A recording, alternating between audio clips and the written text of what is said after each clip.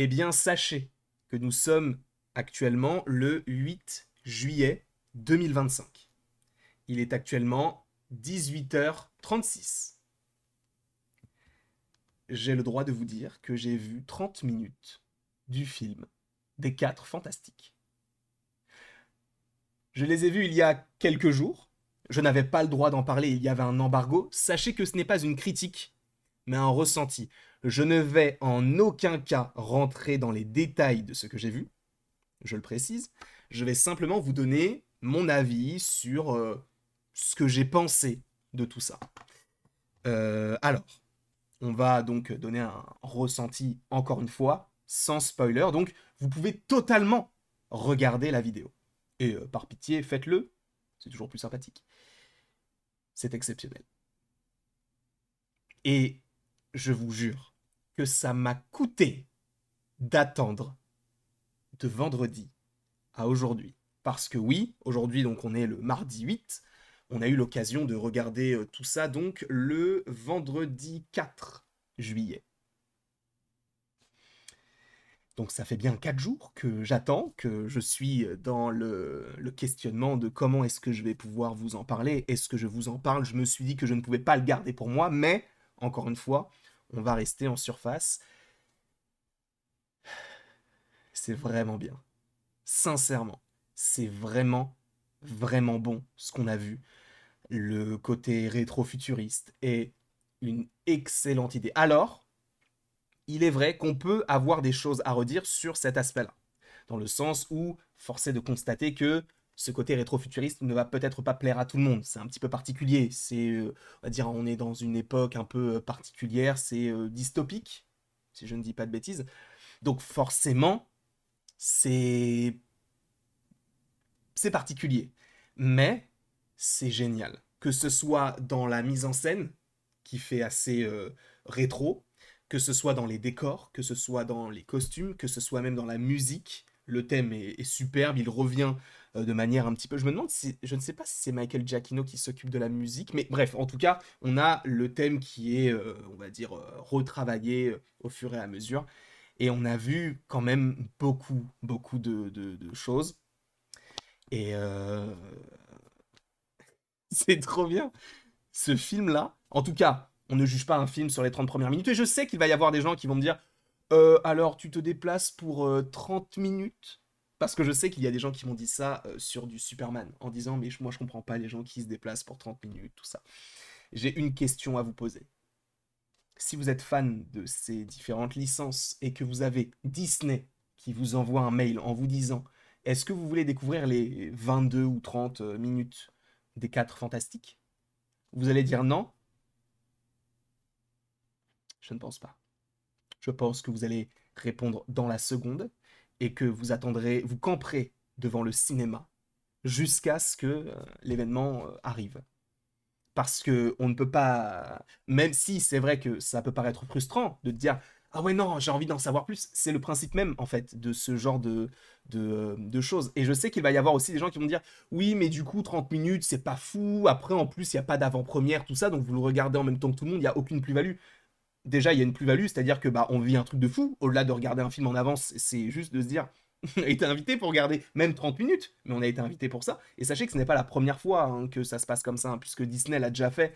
On l'avait déjà vécu pour Mufasa l'année dernière, et même avant ça, l'été dernier aussi, on avait Romulus. Et ce qui est intéressant, c'est que pour Romulus, on avait vu, je crois, les... Alors le film sortait en août, mais on avait vu les 30 premières minutes ou les 20 premières minutes du film, on va dire aux alentours du mois de juin-juillet. Le film sortait en août. Et on a eu une avant-première en plus de ça. Donc on a vu les 30 premières minutes, et après on a eu une avant-première. Donc on a tout en fait. On a le beurre et l'argent du beurre là pour le coup. Donc non, ça, c'était... Enfin, c'est vraiment un concept qui, je pense, oui, ne plaira pas à tout le monde. Mais en tant que fan, même si, admettons, moi, on m'envoie un mail dans 2 ans en me disant, tu veux découvrir la première minute du film Doomsday, j'y vais tout de suite. J'y vais, je me déplace, je fais 2 heures aller, 2 heures retour, je m'en moque. Je le fais. Et je regarde, je kiffe, même la minute, et je pars. Je n'en ai rien à faire, je suis fan de la chose, donc voilà. En tout cas, de manière générale, l'ambiance est présente. Euh, on pouvait possiblement aussi avoir des réticences sur pas mal d'aspects, notamment la dynamique entre les différents personnages. Je n'ai rien à dire dessus, c'est vraiment, vraiment, vraiment bon. Qu'est-ce que tu veux que je te dise de plus? Il y a un autre aspect aussi qui, moi, me dérangeait du côté des trailers, c'était certains effets spéciaux. Force est de constater que lorsque tu vois eh bien, le film, enfin en tout cas des parties du film, hein, je le rappelle, sur grand écran, avec une ambiance, le son, etc., t'es dans un autre monde, entre guillemets. Peut-être qu'ils ont même retravaillé certains effets spéciaux. Et là où j'avais des réticences, là où j'avais des craintes, là où j'avais des peurs, c'est totalement... ça a disparu. Ça a totalement disparu.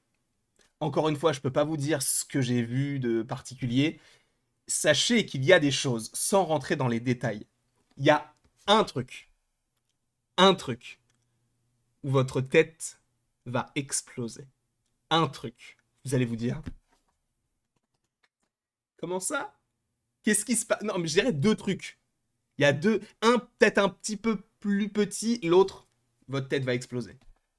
C'est dévoilé comme ça, tu te dis, d'accord, ok, ça marche. Ok, ok, ok. Je ne peux pas vous dire ce que c'est, je ne vous dirai pas ce que c'est, il faudra attendre du coup bah, le 23... En vrai ça va, le film sort dans 15 jours au moment où je tourne la vidéo. Ça va. On peut attendre, même moi je ne sais même pas où ça va nous mener tout ça.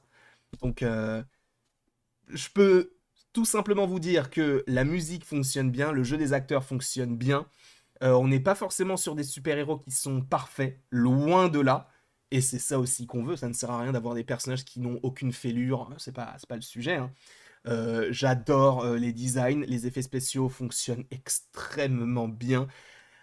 Il faut que je vous parle de ça, sans rentrer dans les détails encore une fois, les pouvoirs.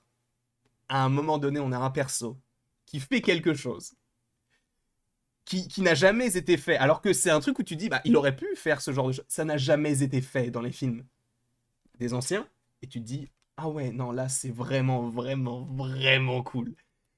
Donc moi, je suis totalement conquis par tout ce que j'ai vu. Évidemment, je comprendrais que ce soit peut-être frustrant pour vous. Ça l'est aussi pour moi, sachez-le, parce que je pourrais totalement tout vous dire, mais je ne peux pas. Je ne peux pas. J'ai encore envie d'avoir de bonnes relations avec Disney et j'ai pas envie d'avoir de procès ou quoi que ce soit, donc je ne vous dirai rien du tout. Simplement que, en surface, mon ressenti est extrêmement bon. Le film a l'air vraiment génial. Si les 30 minutes sont à l'image du reste du film, qui, je vous le rappelle, dure 1h55, je crois, quelque chose comme ça. Le film va être une pépite. Pour moi, est-ce que ça va marcher? Je pense qu'il va marcher, alors on verra. Mais pour moi, ce film-là, il lance parfaitement la phase 6. Je ne sais pas ce que vous en pensez, n'hésitez pas à me donner votre taux de hype dans les commentaires. N'hésitez pas non plus à aimer, à partager et à vous abonner si ce n'est pas déjà le cas. Et après tout ceci, il ne me reste plus qu'à vous dire à la prochaine pour la prochaine. Et encore une fois, merci beaucoup à vous et on se retrouve d'ici quelques temps pour encore plus de Marvel parce qu'il y a tellement de choses à évoquer. Tellement de choses.